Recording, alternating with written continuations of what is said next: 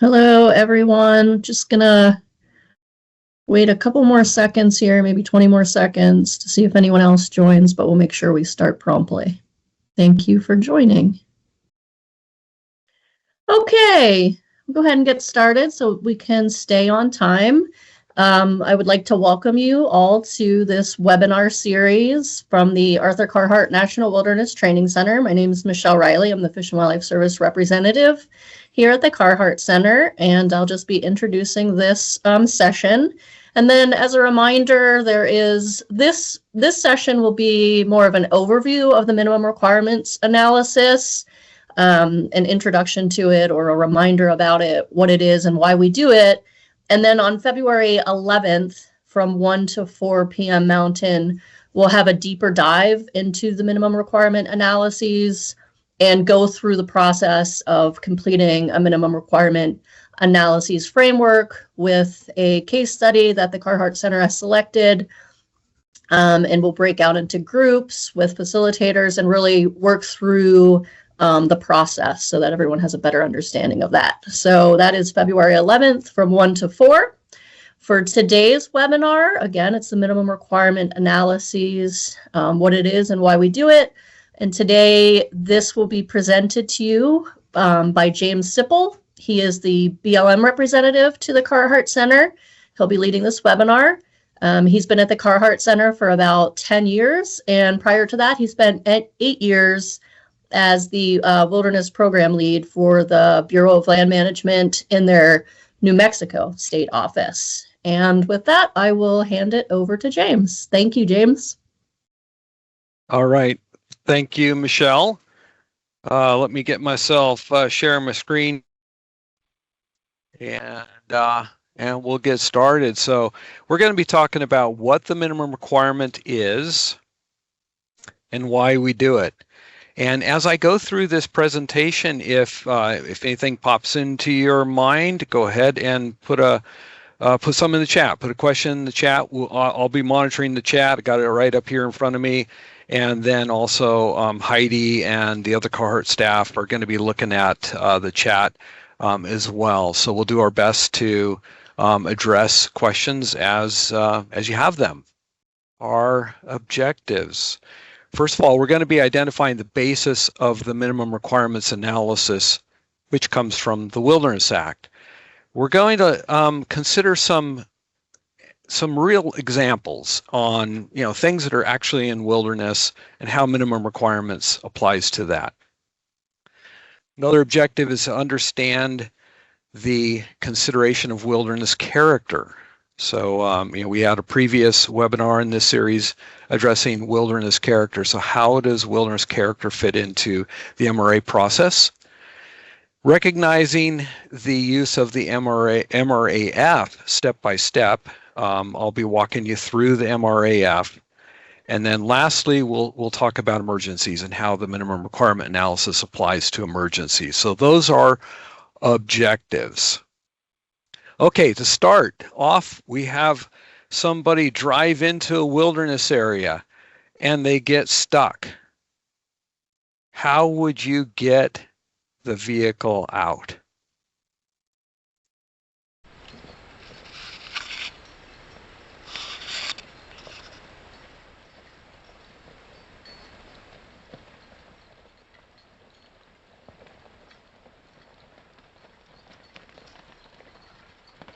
I love that video. So why did the Gila National Forest do it that way? Reason why they did it that way is because of this. Section 4C of the Wilderness Act. It identifies a series of prohibitions. There shall be no temporary road, no use of motor vehicles, motorized equipment or motorboats, no landing of aircraft, no other form of mechanical transport, and no structure or installations within any such area. So they were applying the minimum requirement in removing that vehicle from the wilderness. So what prohibited uses were avoided in that little scenario right there? So we have a poll question that's coming up here. Go ahead and respond to that and submit your poll vote.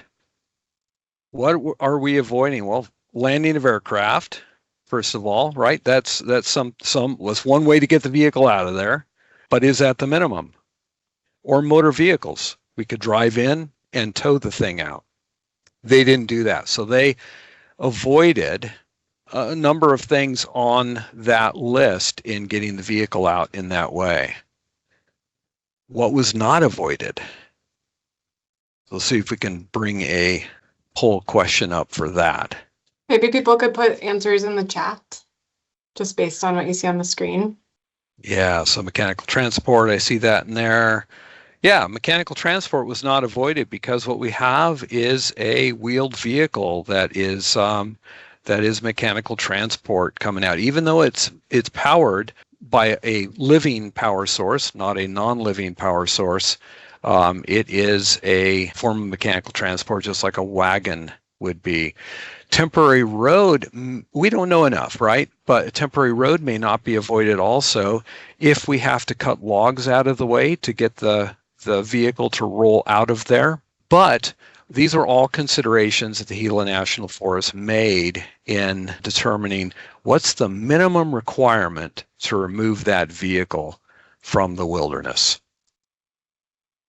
Okay, so the reason why this is important is because the first part of Section 4C says that except as necessary to meet minimum requirements for the area of the purpose of this act, none of those prohibited uses can be used. So we have an exception. And that's what the minimum requirement is all about, is identifying how to apply that exception. So there's two key questions from this sentence. First of all, what is the minimum? And then what is the purpose of the act? I'm going to start with the purpose of the act because that question is all about necessity. Do we need to do anything at all in the wilderness area? We ask that question first, and then if it is necessary to do something, then we determine what's the minimum amount of prohibited uses, or perhaps we can do this work without any prohibited uses at all.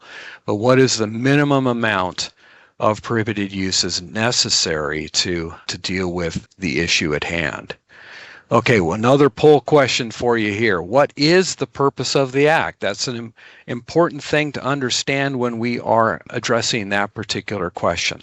All of these choices here come from the Wilderness Act. This is text from the Wilderness Act. So which of these is the purpose of the act? Go ahead and throw something in the chat there to answer that. Yeah, very good. It is the first statement there, although statement number 3 is really tied and integral to statement number 1. And then we'll talk about that middle statement here just a little bit too. So from Section 2A of the Act, we get the Act's purpose: to secure for the American people of present and future generations the benefit of an enduring resource of wilderness. So how do we do that? How do we secure these benefits? The way we secure the benefits is to preserve the area's wilderness character. Section 4B gives us this mandate of the Act. Each agency is responsible for preserving wilderness character. Here's a recent court case on this topic. This just was decided just a few months ago, the end of 2025. And here the court said the Wilderness Act mandates the managing agency preserve wilderness character, even if it acts to further other enumerated purposes. So the Wilderness Act has this statement about public purposes. It lists 6 public purposes, and those are not the purpose of the Act. Those are other enumerated purposes that are applied in a manner that's consistent with the preservation of wilderness character. So to secure those benefits, we are preserving wilderness character. So prohibited uses can occur in wilderness if they are the minimum necessary to preserve wilderness character. So here's a bunch of things I'm going to go through that are actual. All of these are from wilderness. All these photos are from wilderness. They're all in wilderness. And I just want you to think about, are these things necessary? First of all, that's the first question. And then, if so, is it the minimum?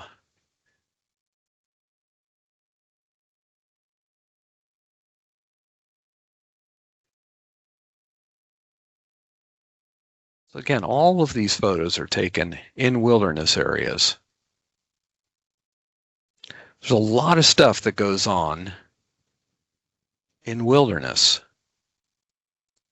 And we have to be thinking about if these uses are the minimum necessary. Okay, so I showed you 16 different photos as examples.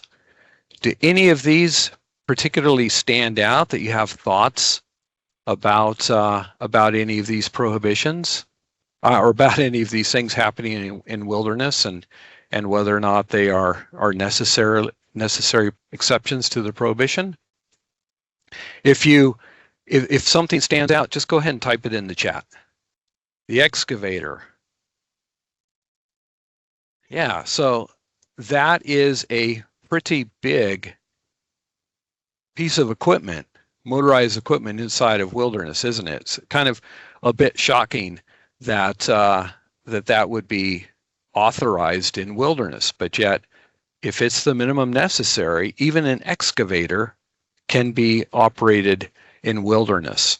I want to just go back to this example right here. You know, this is much less than an excavator, but it's still a prohibited use. It's an installation. It's still within that list of things that's prohibited. And this one's probably even less likely to be the minimum necessary as compared to an excavator, because we have policy that says don't label, don't sign natural features in wilderness. I think all of the 4 agencies have that within their policy. Okay, the cabin was another one that was brought up. And, you know, there are a number of these cabins in wilderness areas here and there. Sometimes these are historical structures, and it might be the minimum necessary to retain a cabin in wilderness in order to protect and preserve other features of value. Or it might be necessary for crews to be able to preserve the natural character. But these are all decisions that have to be made for a wilderness area. Let's see, educational signage. So this one right here. Should we have benches and interpretive trails within a wilderness area? We do need to, these are prohibited installations, so we need to determine if that's the minimum necessary. Isn't minimum necessary subjective based on the line officer ranger's perspective? Well, it is not necessarily the easiest decision to make. There used to be in the MRDG this numerical scoring system that we tried to make it much more objective.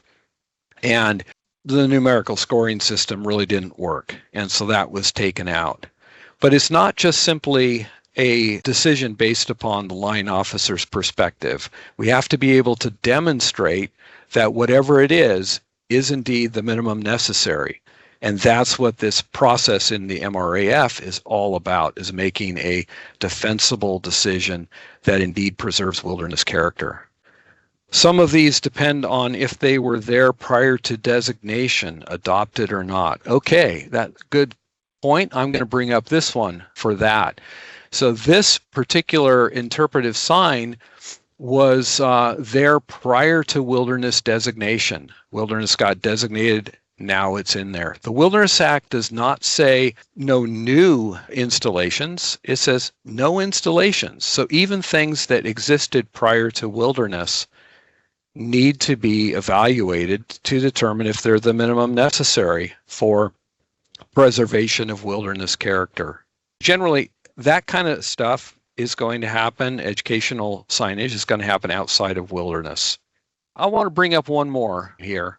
Maybe I'll bring up 2 more. This seal is actually not in wilderness. The seal has been captured and all of this paraphernalia placed on the poor thing, but it's headed back to wilderness. Once it's put back in the water from this boat, it's going to swim over to a beach that is a wilderness beach. So we have a bunch of installations that show up by way of the seal taking them in. Now, most of our situations where we're talking about monitoring animals is we capture the animal inside of wilderness and we place a radio collar on it and we let it go again.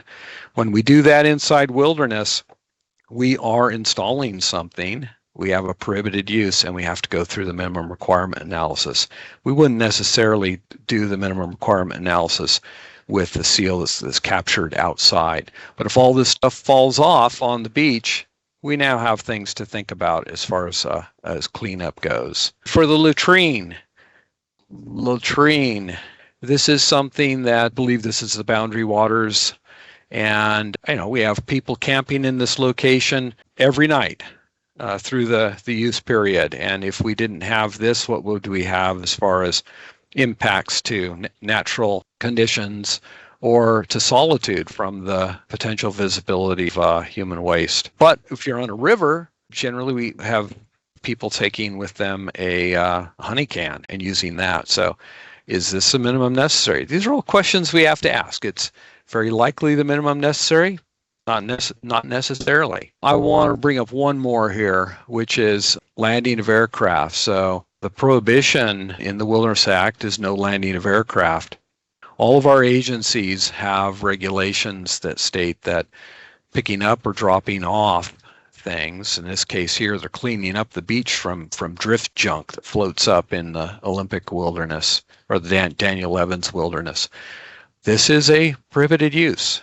There might be really good reasons to do this. These are all things to think about. There's a lot of stuff going on in wilderness, and we need to be thinking about the minimum requirement analysis. So all of the agencies require an analysis to comply with Section 4C of the Wilderness Act whenever we're addressing a prohibited use. If we are considering implementing a prohibited use, we are going to do a minimum requirement analysis.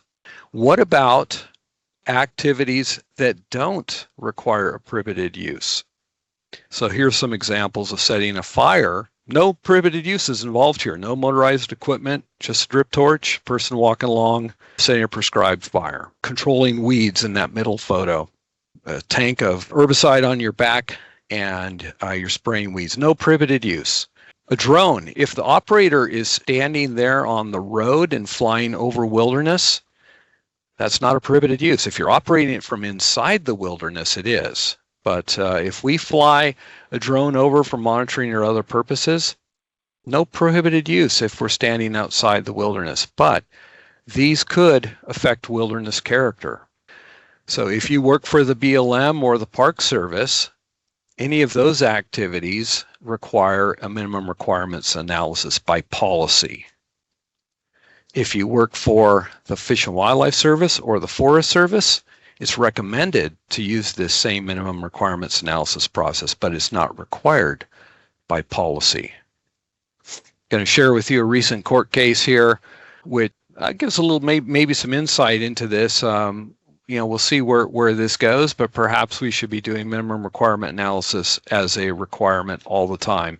In this case, the court noted that the Wilderness Watch argues that activities that are not prohibited uses, but nonetheless have the potential to impact wilderness character, should have been analyzed under the duty to preserve wilderness character. And the court says that's a pretty compelling argument. So you probably want to be thinking about that. Doing a minimum requirement analysis anytime there's an impact to wilderness character. So when do I use an MRA and when do I use an MRAF? So an MRA is the minimum requirement analysis. So this is talking about a process, and that's a process that is required under Section 4C of the Act. The MRAF is a tool. It's the analysis framework, and it's a tool to complete a minimum requirement analysis. So sometimes I'll have people ask me, when do I do an MRA? When do I do an MRAF? Thinking that they are two different things. The MRAF is simply a tool to accomplish the minimum requirement analysis. It's a preferred tool, and it was developed by all four agencies working together, and that includes the previous iterations of this, which were called the Minimum Requirements Decision Guide. So it's a preferred tool, but it isn't necessarily the required tool. It's not required by all of the agencies. In fact, only one of the agencies actually requires that you do a minimum requirements analysis with the Minimum Requirements Analysis Framework. That would be this agency. And these are approved by state directors, but the state directors may delegate approval of a MRA or MRAF down to district or field managers if they've been to one of the Carhartt courses, either the National Wilderness Leadership Training or the Regional Wilderness Stewardship Training. If you work for the Fish and Wildlife Service, the MRAF is recommended, but it is not required. And the approval for the MRAF is refuge managers, supervisors, or higher level managers that have attended the National Wilderness Leadership Training, and only that course for the Fish and Wildlife Service. If you work for the Park Service, the MRAF is optional, and it is approved by superintendents or deputies, and they're expected to go to the National Wilderness Leadership Training within 2 years of their selection into their position. And then finally, with the Forest Service, it's also recommended, although some regional foresters will require its use, and the approval of that analysis is by regional foresters. However, some regional foresters have delegated down to forest supervisors or district rangers if they've been to one of the 2 Carhartt courses. Okay, so what's the intent of the MRAF? First of all, its intent is to provide a systematic process to be compliant with that exception within the Wilderness Act. And it assures that our NEPA decisions properly account for the wilderness resource. So the decisions are actually made in NEPA. That's where the decision record comes into play. It does not come into play in the minimum requirement analysis. But doing this format just assures that the NEPA process properly accounts for the wilderness resource. We're going to also account for other laws that are acting in combination with the Wilderness Act, and we'll go over those when we go into the form itself.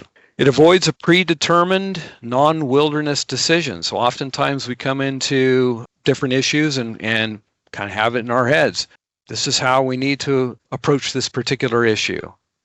And oftentimes those kind of pre-thoughts don't really have a wilderness backing to them. So this will avoid that. The MRAF also reduces cumulative impacts, and it inhibits decision creep. We get stuff down on paper more clearly defined. It's going to provide a transparent and defensible decision. And then finally, and most importantly, it outlines an approach that's going to preserve wilderness character as a whole, because that's our requirement. That's our mandate under the Wilderness Act, is to preserve wilderness character. This provides a tool to think about that in a holistic manner. And that's why the 4 agencies got together and developed the MRAF. There's 2 steps to any minimum requirement analysis, regardless of whether or not you use the MRAF.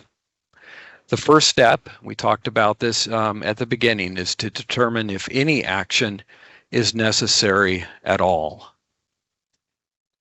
And then step 2 is to determine the minimum activity if action is necessary. And sometimes we refer to step 2 as the minimum tool. This is where we're thinking about tools and minimizing them. The first webinar in this series was, went over the qualities of wilderness character in detail. We're not going to do that today. But what I do want to bring to your attention is how the qualities of wilderness character are used in the minimum requirements analysis and the importance of them. So first of all, in step 1, here we're looking at whether or not the qualities of wilderness character are currently impaired or degraded, or maybe they're under threat. Under step 2, we look at the qualities of wilderness character from a different direction. Here in step 2, we are identifying alternatives, and then we're going to analyze what the effects of those alternatives are to each of the qualities of wilderness character. Okay, so we use the qualities of wilderness character in 2 different ways, looking at that in 2 different directions. In step 1, is there an impairment to any of the qualities of wilderness character? And then in step 2, we're thinking about what our actions might do to those qualities. So I'm going to walk you through the minimum requirements analysis framework. This is the form. However, I've taken out, there's a number of features in the form. Hover overs, where if you hover over, there'll be an explanation for the particular section that you're on, linkages to the instructions and things like that. I've taken that out just to make it a little cleaner to look at. But this is the actual form. So I'm going to walk you through this whole form. So step one is whether or not it's necessary to consider any action at all. So starting with the title, the important thing to consider here is that the title should be neutral. So I'm going to give you some options here. Pick the title. So in the chat, just say number 1, 2, or 3. What's the best title here? So again, we're looking for a neutral title. The reason why number 1 isn't a good option is because we've identified a proposed action. Water bar installation or sign installation, both of those things are proposed actions. That's not neutral. It's not describing an issue. It is coming up with a solution. And in step 1, we're not coming up with solutions. We're just trying to decide whether we need to do anything at all. We're going to reserve solutions for step 2. So the best choice here would be visitor use impacts in Enchanted Meadow. Just describes a problem, an issue that we're contemplating and that we're going to address. Then moving on to the issue statements. This will be a narrative description of what that problem is. Again, it should be neutral.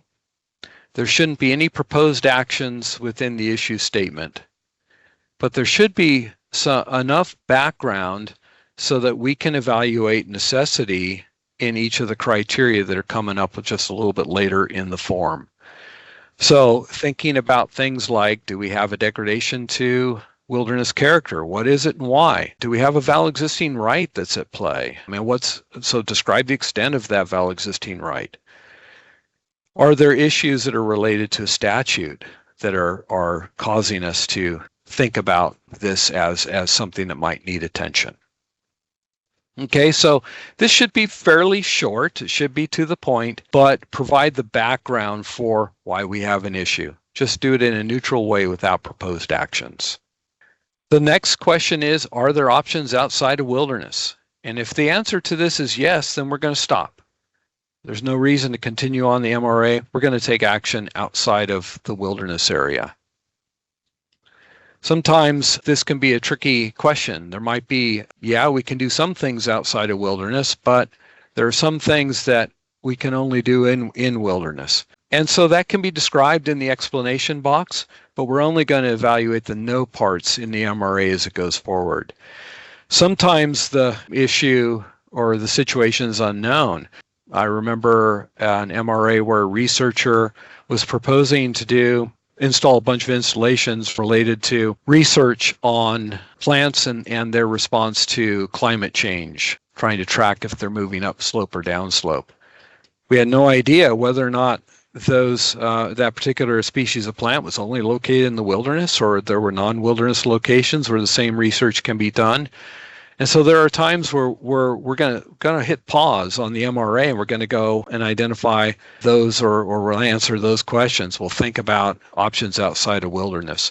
There could be a situation where you actually, in step 2, have an alternative that's outside wilderness that you analyze and you come back to this after you've done that. That could be a potential way of resolving it. Sometimes this question can be a chicken and egg kind of a scenario. But the bottom line is if we can do it, if we can respond to the issue outside of wilderness, do it outside of wilderness. All right, and then now we're moving into the criteria questions determining a necessity. So here's where the qualities of wilderness character come into play. We're going to be looking at this from the standpoint of, is there a degradation, an impairment, or a threat to any of the qualities of wilderness character based on the issue that we're addressing? This is the main driver of necessity for what we do. There are some others that come up as well. We'll get into those in a minute, but this is the main driver. So walking through each of these qualities of wilderness character, untrammeled almost always is a no, because typically when we do a trammeling activity, it's over. It's not, we did this 10 years ago. The trembling activity might have affected the natural quality or something else, but we're not doing it anymore. The exception to that would be things like we have a dam in place that's creating a pool of water, and it's manipulating the ecosystem as long as that dam is in place. So that might be a situation where there is a yes. So think about this in the present tense. Is there intentional human control or manipulation of the ecosystem occurring? The next question is undeveloped.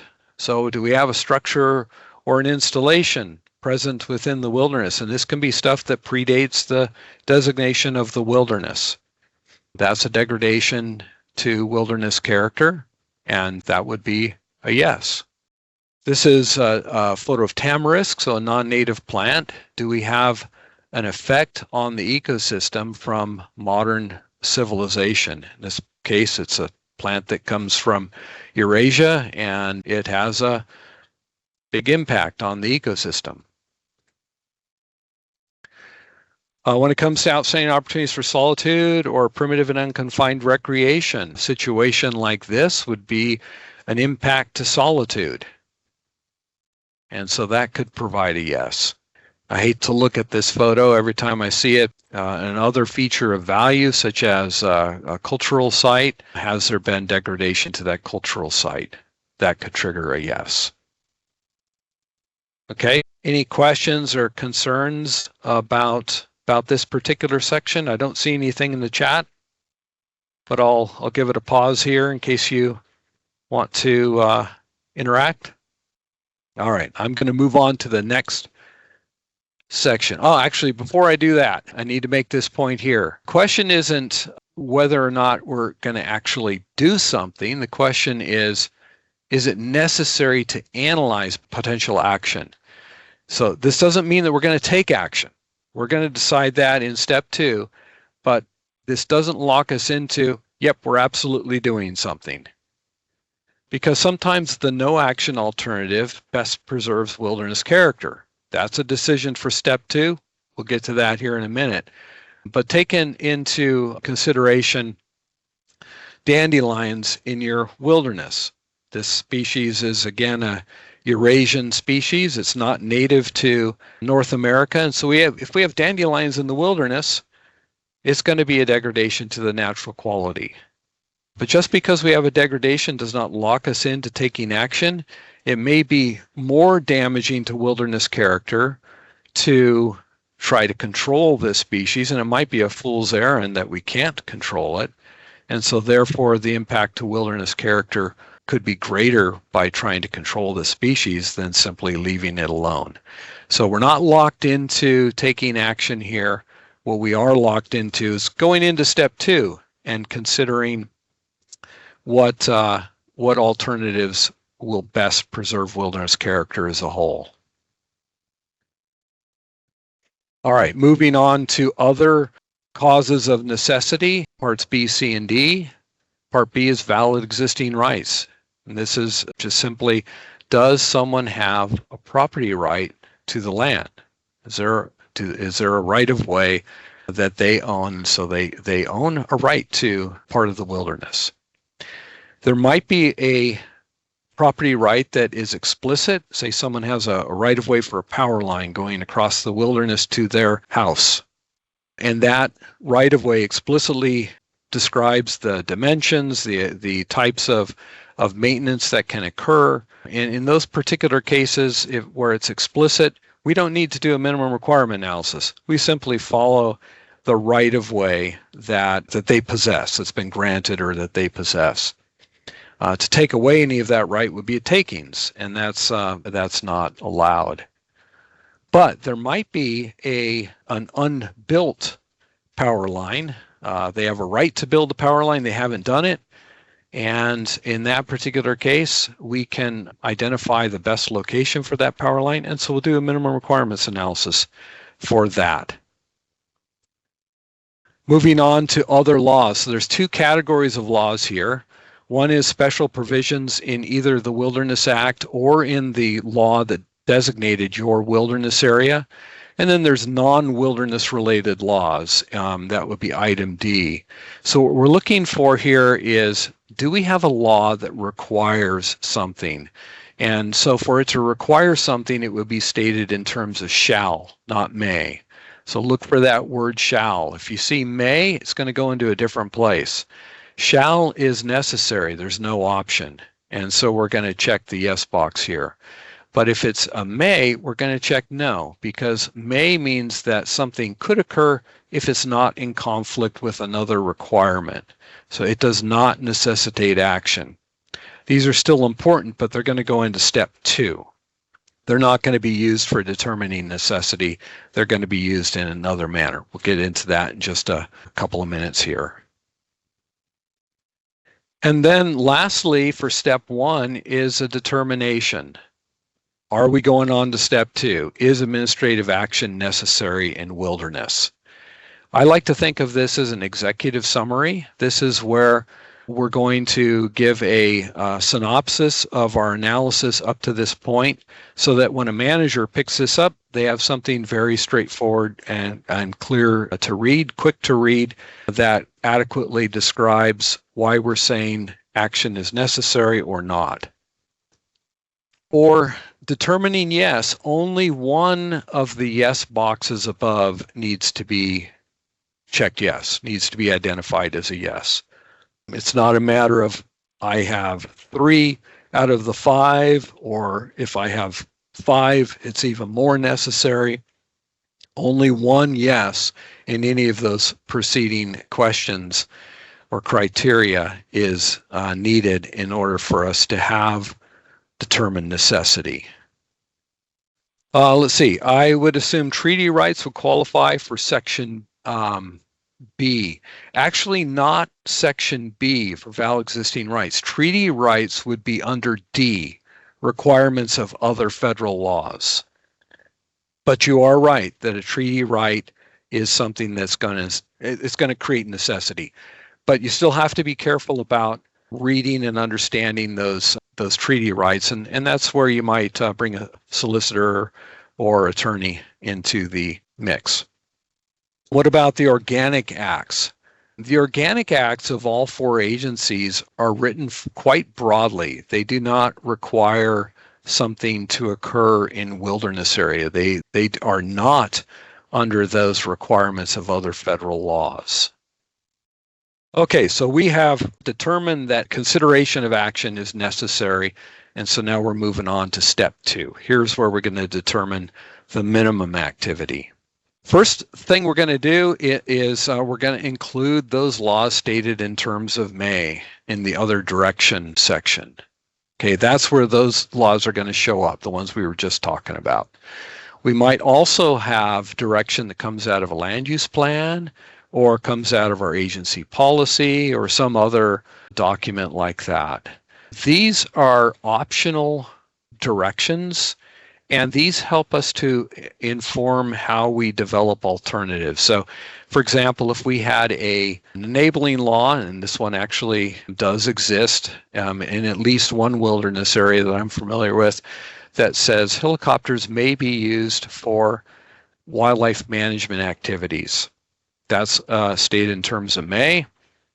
That's not a requirement to use helicopters whenever we do wildlife management activities, but it is a requirement to consider their use. And so that's going to show up here. And then we're going to build at least one alternative that includes the use of helicopters for whatever that wildlife issue is. Okay, our next section is uncontrollable timing requirements. So this would be things like, well, we have nesting birds and we can't be in this area between these certain dates because that would cause the failure of that nest. Or maybe we have snow on the ground or peak runoff that really inhibits being able to get into an area. This section does not include availability of workers or availability of funding. Those are considerations that are going to come up later on in an analysis for alternatives that might have been considered but dismissed. And I'll get into that in a little bit more detail when I get to that section. The next part of step 2 is to identify workflow components. This is probably one of the more confusing parts of the analysis process.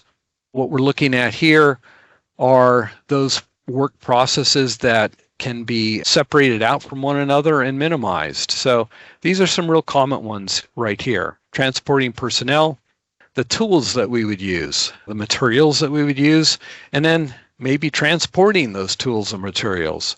So all of those are going to show up in this particular section here, and then we're going to carry those forward.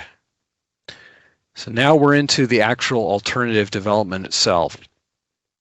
So we're going to carry workflow components forward. We're going to bring them into that column right there. And then the methods for this particular alternative to address those components are going to go into this column here. So each one of your alternatives is going to be the same for the workflow components, but then the methods will be different from alternative to alternative. And this sets us up for providing a side-by-side comparison to determine what's the most appropriate alternative, the one that best preserves wilderness character as a whole. There's a narrative description of the alternative, and here we're going to provide a full description of timing, quantity, where, how, mitigation, and any other kind of context that we need to provide to fully understand that alternative. Next, we're going to go into a table that identifies the effects to wilderness character for each of the alternatives. So from that previous table, we're going to take the methods that we've identified for each of the workflow components. We're going to put them here, and then we're going to go through and identify the effects, positive, negative, or no effect, to each of the qualities of wilderness character. And then wherever we have a positive or a negative, we need to fully identify what that is, what those effects are to each of the 5 qualities of wilderness character. And we're going to do that narrative description based upon some answers to some questions that are in the instructions. This is probably the single most overlooked part of the entire process right here. So because of that, I'm going to ask you to open up a tab on your browser and navigate over to the instructions. Okay, so in your browser, type in Wilderness Connect and then click on Wilderness Connect. Or Heidi just dropped in the link right there to Wilderness Connect, so you can click on that as well.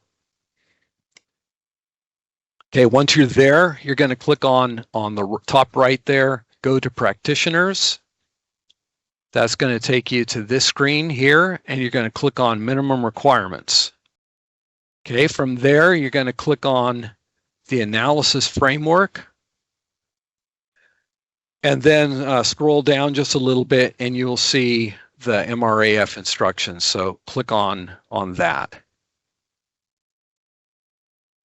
Those questions that I'm directing you to, they begin on page 18. So once you're on that form, please go down to page 18. And then I want you to answer this question. What is the first analysis point under the natural quality? So the very first on page 18, the very first quality is untrammeled. Go past that. Go past undeveloped.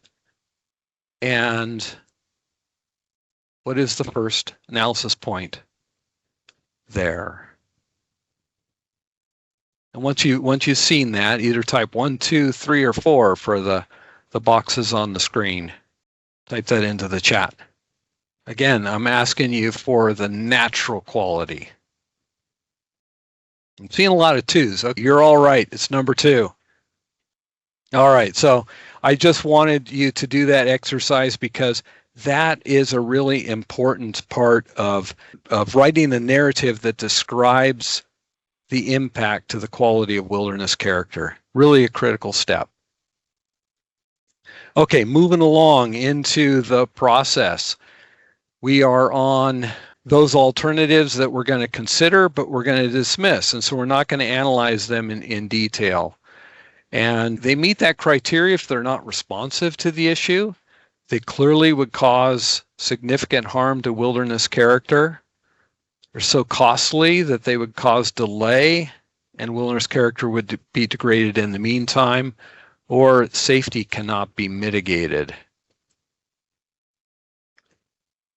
On this costly issue, the criteria is not that this alternative is more expensive than the other alternative. We don't make decisions based on that. So more time, more expensive, more people, unusual equipment, those are not criteria to dismiss an alternative. But if any of those situations were to arise that, this is such a costly alternative that we just don't have a horizon where we would be able to implement it and afford it, and consequently we're going to see greater degradation to wilderness character, then we'll dismiss the alternative. All right, so finally then selecting the alternative. The first section is identifying the selected alternative, but then this section right here, comparing the magnitude of positive and negative impacts, this is probably the most important part of the analysis. It looks minor because there's just a small box there. By the way, the box will enlarge as you type in it. But this is the most important part of the analysis. Here we are taking that information from those descriptions of impacts to wilderness character in the alternative section, and we're comparing one to another. Again, the instructions are really important here. The instructions are about 1.5 pages long for this. Read through those. But in a nutshell, we're trying to identify the alternative that best preserves wilderness character as a whole. There's going to be positive and negative impacts to each of the qualities of wilderness character based on the alternative. But here we rationalize what is the alternative that cumulatively best preserves wilderness character. That third paragraph here has 3 different criteria to consider. One is balancing the competing qualities of wilderness character. There's always going to be pluses and minuses across those 5 qualities, but we're going to determine which is the most important quality under the given circumstances, and then rationalize the method chosen for that quality. And those criteria comes right out of a court case. So again, best preserving wilderness character as a whole. All right, so let's move on to emergencies. And the first thing we need to realize about emergencies is that even emergency response requires we choose the response that best preserves wilderness character. So in an emergency, we're not going to start writing a paper MRAF. What we are going to do is in the tailgate session for response to that emergency, we're going to use these same principles. We're going to have that discussion before we launch off into the wilderness area, just like we'd have the discussion regarding any kind of planning before we go out. But we're going to bring those principles of minimum requirements into that discussion. There's also the opportunity to pre-plan for certain emergency responses. Search and rescue is an example of that. And on Wilderness Connect, we have a toolbox on search and rescue, which provides some templates that both the Forest Service and the MPS have used in doing some pre-planning that can help us to best preserve wilderness character during an emergency response. Okay, to wrap this webinar up, thinking minimally, doing the minimum requirement doesn't mean do nothing. What it does mean is when it's necessary to take some kind of an action, we're going to minimize it. First of all, if you can do something outside of wilderness, do it there. Use the least amount of a prohibited use. We're going to try to contain the effect to the smallest area. Using natural materials or less noticeable materials is a minimization. And then this is really important here is making decisions that avoid additional future action. Okay, well, how did I do describing the MRAF and the minimum requirements analysis process? Do you have anything else you would like to discuss? Okay, one common excuse is safety cannot be mitigated. It is so subjective. We can't walk in. It would be unsafe. We need to drive, fly. Is there a way to make that subjective? I think a lot of our safety folks have the process for really identifying when something cannot be mitigated, and we need to avoid using the safety card as a convenience. I guess the bottom line is I would go back and ask myself, is this really a safety issue that can't be mitigated? Or is this something that's more related to convenience? That's a hard one. Oh, yeah, good. Is it completed by a group or by more than one individuals?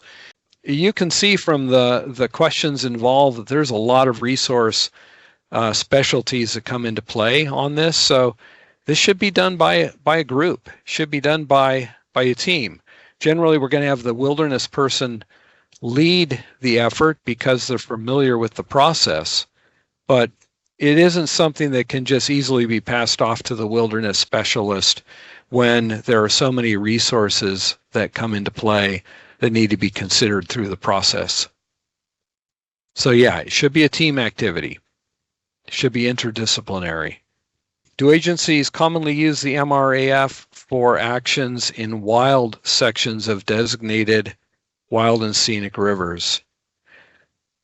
Not that I'm aware of. The only time that we use the minimum requirements analysis for non-wilderness areas tends to be by policy on an agency by agency basis. So for example, the Park Service uses the minimum requirement analysis for either recommended or proposed, or actually I think it's probably both, wilderness areas. So areas that have not yet been designated by Congress and included in the system. But if you're in the BLM, we do not use this process for wilderness study areas. In the BLM, it's only used for designated wilderness. But I've never heard of anyone using this process for a wild section of a river. I think that the laws are different enough that it wouldn't be applicable. Can you speak more on choosing the most important character when impacts to character are competing? Yeah, I'll see if I provide a scenario there.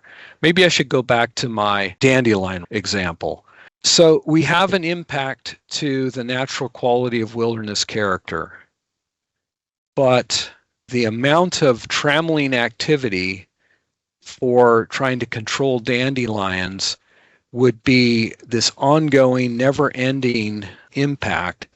And so under that particular situation, the most important quality of wilderness character would be the untrammeled quality, because we're likely not going to be ever able to get on top of the dandelion problem. And so that would need to be identified, that the most important quality of wilderness character under this given scenario is the untrammeled quality, and then why.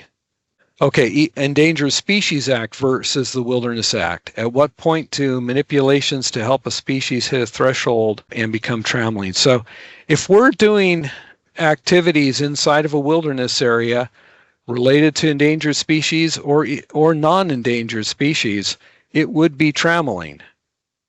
But in that particular case, I might flip the previous scenario of dandelions around, in that the impact of losing a species entirely would far exceed the impact that we would have in a trammeling action. And there we would be identifying the most important quality of wilderness character is the preservation of that species in the long term.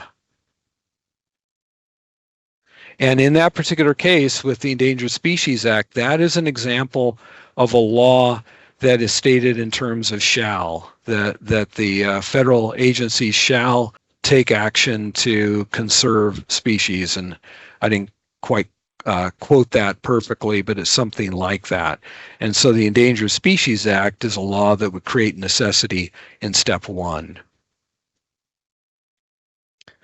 Do you have recommendations for how to complete the MRA process for widespread damage, for example, caused by a natural disaster to trails across multiple wilderness areas? MRAFs are generally for discrete projects, but what about large-scale efforts? They can be scaled up if the particular event impacted an entire large wilderness or several wilderness areas that are adjacent to each other. You can write an MRAF for that entire scale. We can also write programmatic MRAs, and that might be a situation where programmatic comes into play. And programmatics are generally going to fall under four different scenarios for a wilderness area. One is where we have recurring actions that are the same purpose, effect, or environmental or social impact or context. You might have programmatic that is written to limit the number of alternatives that are considered, so that helps to make your tiered MRA more efficient as they come up, so you're not reconsidering a bunch of alternatives that aren't going to go anywhere. You also might build something into your wilderness stewardship plan in a programmatic way. Untrammeled, first among equals, and tiebreaker. You've been reading Keeping It Wild too, so I'm glad to hear that. That particular statement is related to monitoring and related to identifying condition within a wilderness area. So that's a true statement when we're doing monitoring and we're doing trend analysis for our wilderness area.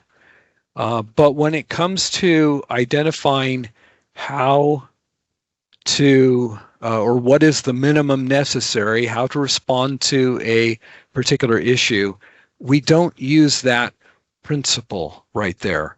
All of the qualities of wilderness character are going to be considered equal. It's not a numerical situation. It's not a perfectly quantifiable decision in what the minimum necessary is. And so using untrammeled as a tiebreaker assumes a level of precision that we just don't have. I know we include a no action alternative in an MRA, but how many other alternatives should typically be identified if forest plan policy provides specific direction for remedying an issue? Sometimes wilderness appropriate response for an issue is in forest plan wilderness guidance, and we have primitive tools available, so there's not a ton of variables to analyze. Is it ever acceptable to analyze one alternative? I wonder if perhaps you've already done the analysis and it's a matter of simply implementing what's already been determined under that kind of a circumstance. And if that's the case, just document and identify that the forest plan did sufficient analysis and identified this is the minimum necessary, and so we're going to implement that. But typically, one alternative is not going to be sufficient in an MRA. There is no magic number of alternatives to consider. Identify the appropriate number of alternatives for your analysis so that you have a defendable decision. You can show someone that, yeah, we considered X, Y, and Z, and we concluded that Y is the best response. But I guess if you only have one alternative, it's probably sounding like you already have a planning document that sufficiently analyzed the issue. All right. I'm not seeing any other questions in there or discussion items. I'm going to leave you with one last thing. Do a screenshot of this. This is Arthur Carhart's top 10 reasons why an MRAF may be inadequate. Think about these things when you are working on a minimum requirement analysis, and try to avoid these pitfalls here. And we are at the hour and 15-minute mark, and that's what we had identified for this webinar. And one last thing to say is that the Carhartt staff is here for you to contact should you want to discuss any particular issue that you have going on. We'd be very happy to pick up the phone or get on email and do some work with you and give you a hand. So thank you very much.